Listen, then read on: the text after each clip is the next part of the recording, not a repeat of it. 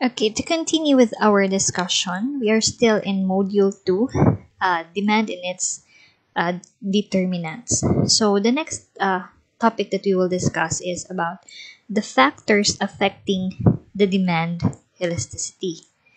Okay, so here, the first factor is the availability of substitutes. So in our previous discussion, we already mentioned about this substitute goods. So in general, the more good substitute there is, the more elastic the demand will be. Okay, because in this case, the consumers will have the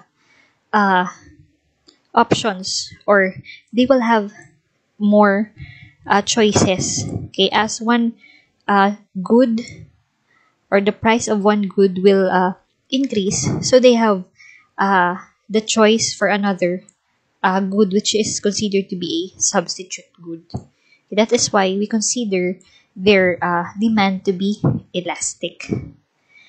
Okay, for the second factor is the necessity. So if something is needed for survival or comfort, people will continue to pay high prices for it. So the example of this is the insulin for diabetic patients. So there, we consider their demand to be highly inelastic, because regardless of the change in the price, they will still purchase, okay, or they will have the same level of demand, okay, for that particular product, because in that case it is considered to be essential good, or for them a necessity. Okay, so for the third factor is of course the time. So we will explain this using an example. If the price of cigarettes go up to 100 per pack, a smoker with a very few available substitutes will likely to continue buying his or her daily cigar, because in this case, they do not actually consider this product as a necessity or an essential good, but as of the time being, this is what they crave, or what their body is normally looking for.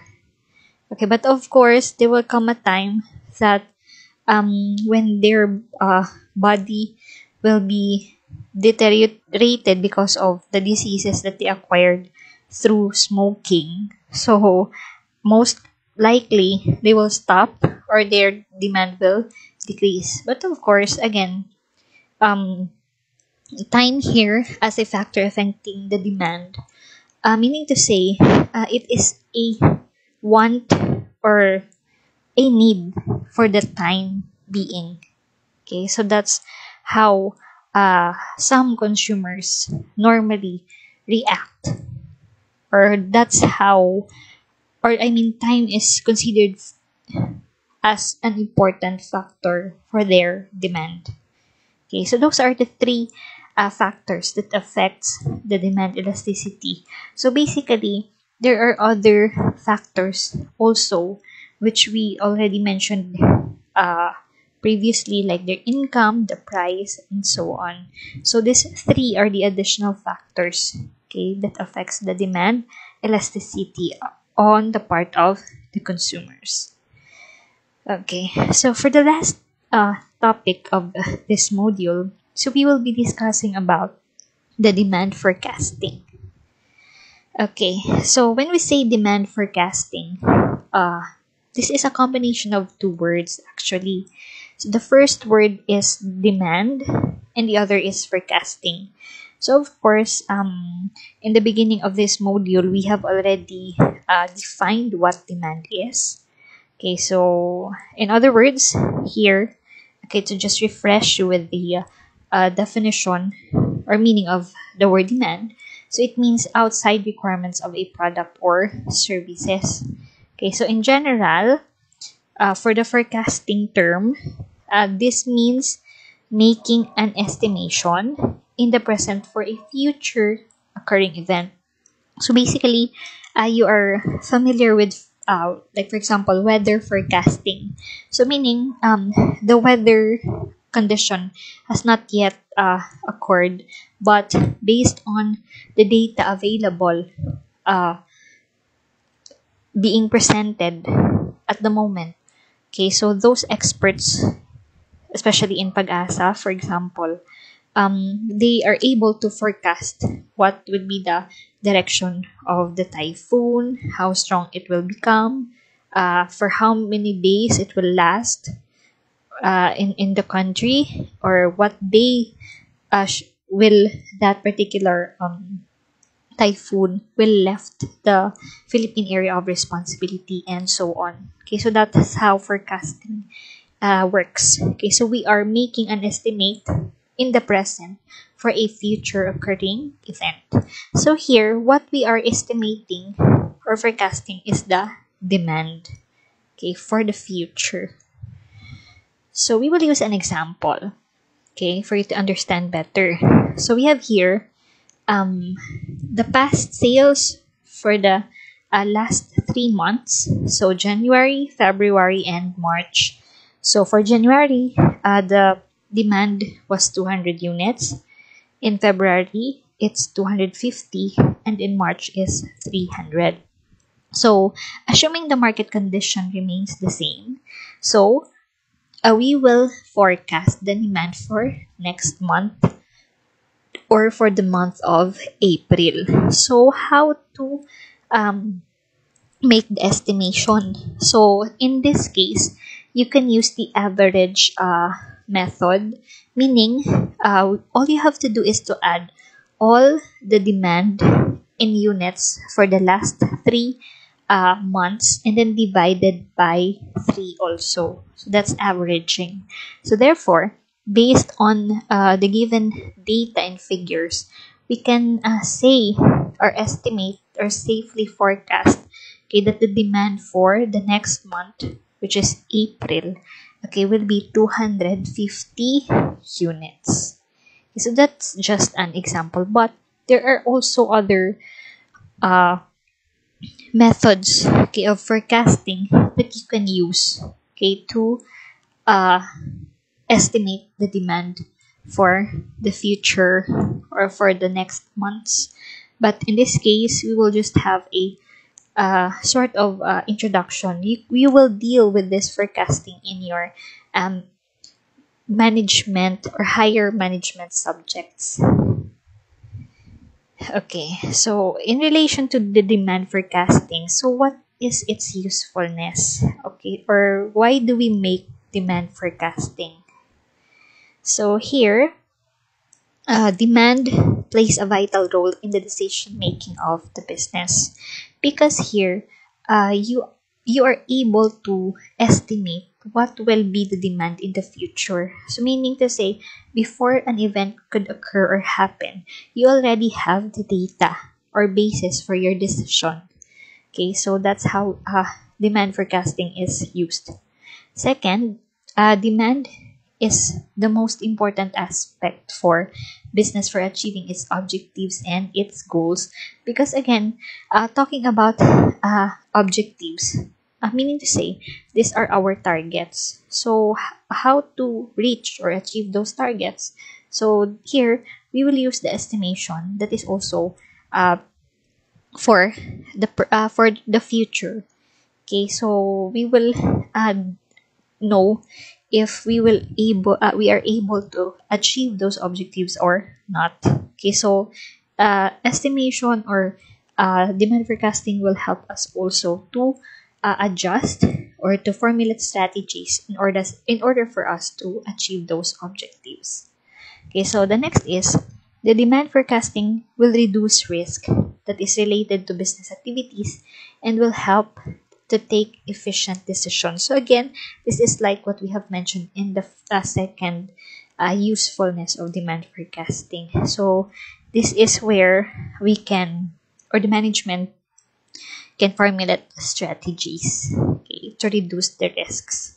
So the fourth is there is a huge role of forecasting in functional areas of accounting. So because later on, as you discuss or encounter higher accounting subjects, especially in strategic cost management, so you will learn there that budgeting or forecasting is actually used for planning purposes. Okay, so planning is very important again for the organization to achieve their goals and objectives, so that um, meaning to say, the organization or the entity should be forward looking, so that they will be able to see in ahead of time what are the possible risks and problems that they will encounter. And one way to determine, okay, this uh, risks also is through forecasting. Okay, so next, what are the steps in demand forecasting? Okay, so we have here 6 steps. Okay, so of course, the first step is we will determine our objectives. So basically, one of the main objectives of making a demand forecast is for the entity to know if they are able to reach their target sales or target profit, or they have this target sales or target profit that they need to achieve in the next accounting period or business cycle. Okay, so that's why they have to set those objectives. The second is the period of forecasting. So period of forecasting may be monthly, monthly, quarterly, semi-annually, or annually. Okay, the depending on the required, okay, period for the forecast. But normally, the entity will forecast for the whole year, okay, for the coming year. Okay, next is the scope of the forecast.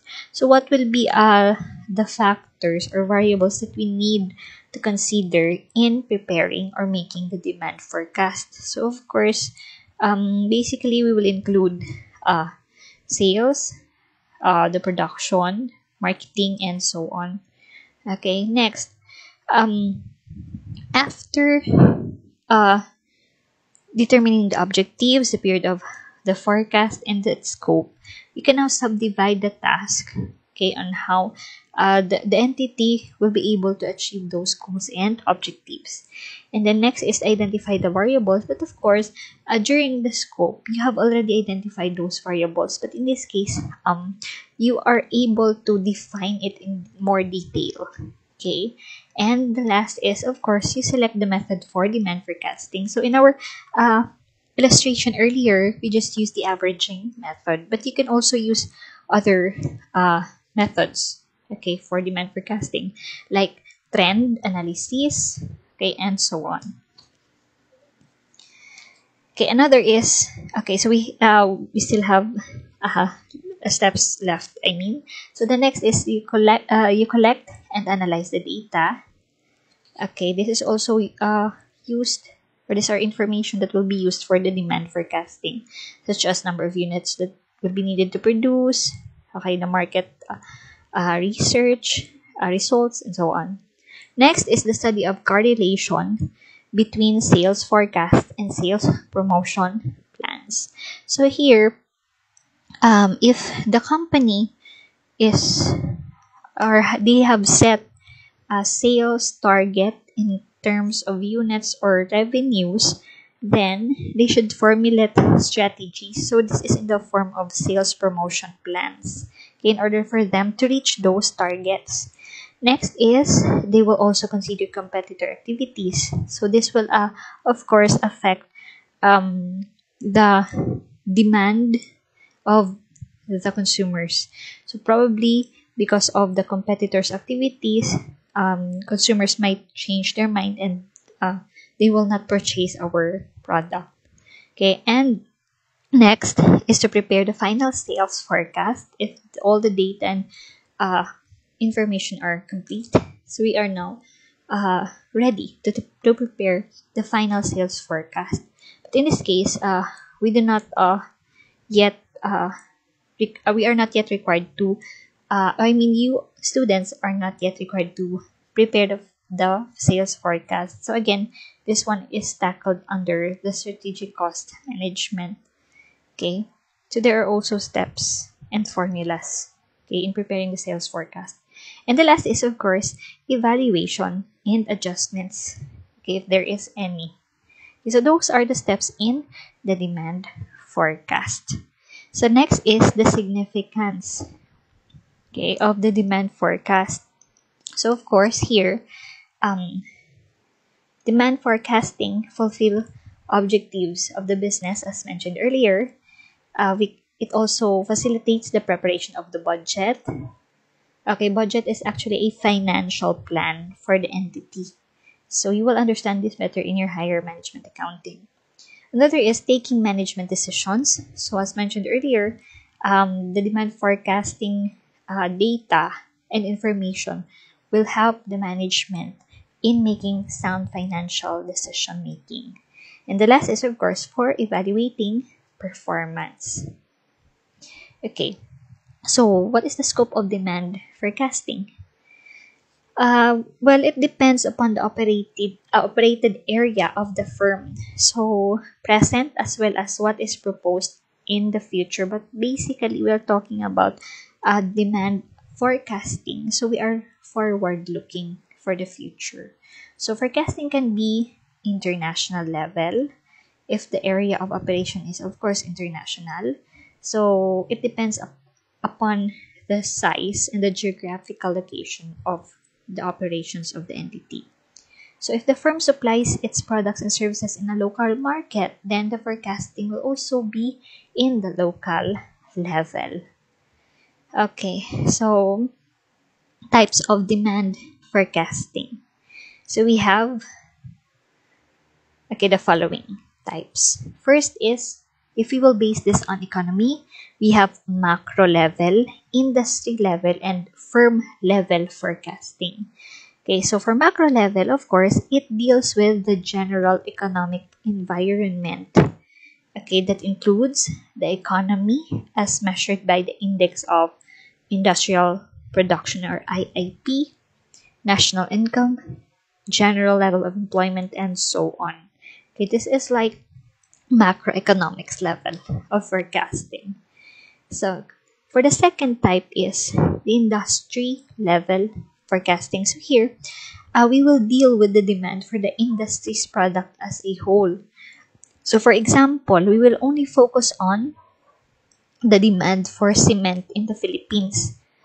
Okay, demand for clothes and so on. So you just choose whatever industry your organization belongs. So that's where your forecasting will also focus.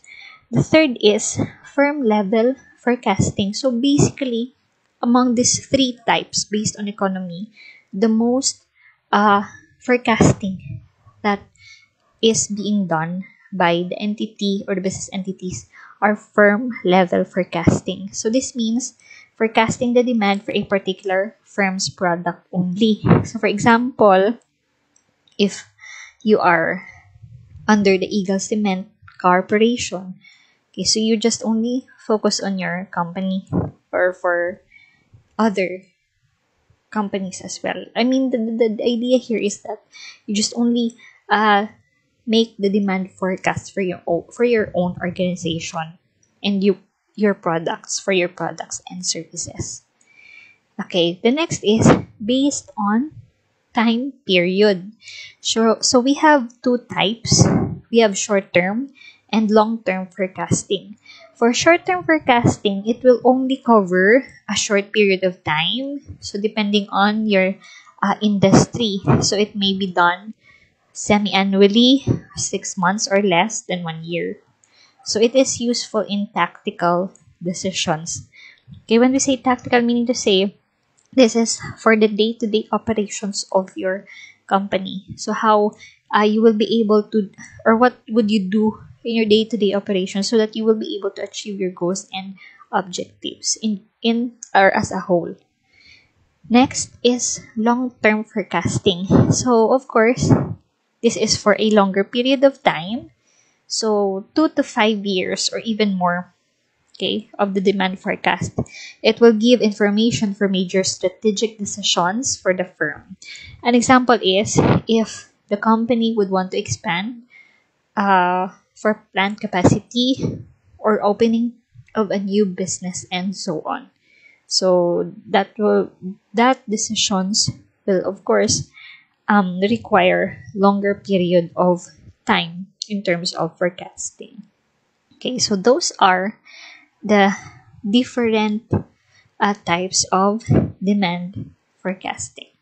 Okay, so that ends our discussion for this module number 2, okay, entitled Demand and its Attributes.